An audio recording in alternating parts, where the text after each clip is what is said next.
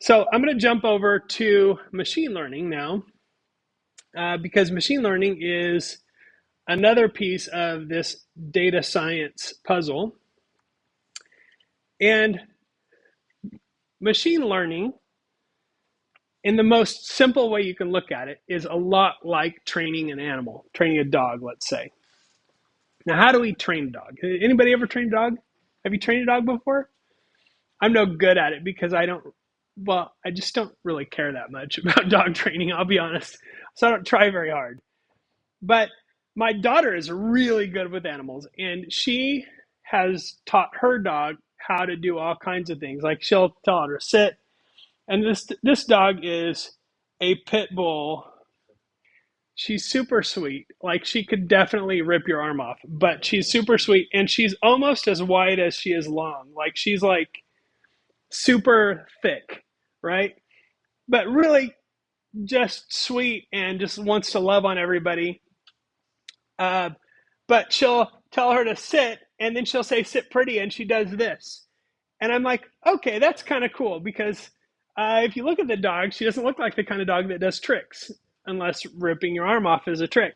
Um, but the way she taught the dog, right, is she somehow got her to do the behavior, whether by accident or whatever, and then caught her at that moment and gave her a treat. And then every time she did that, and she said, sit pretty, the dog began to associate you saying that, me doing this thing, and I get a treat, right? And so now when she says it, the dog does this, and machine learning is a lot like that. Now, computers are nice in that we don't actually have to give them treats until AI takes over the world and demands them, I suppose. Then we will have, then maybe the treat will be us, if you've seen The Matrix. But uh, with machine learning, we actually use the same word. What this is called is reinforcement learning.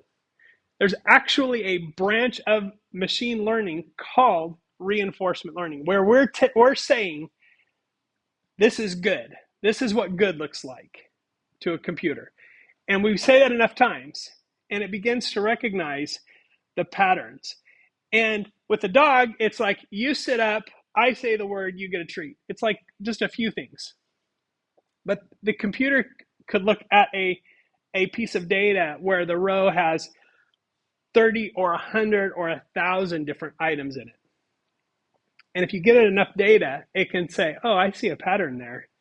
That's where computers are better than we are. Not because our brains are weaker than a computer, by the way.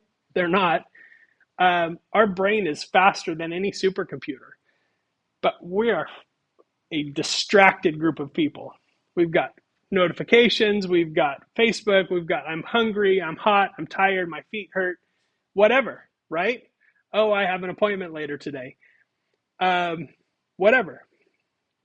Infinite amount of distractions. So our brains are just very, very busy.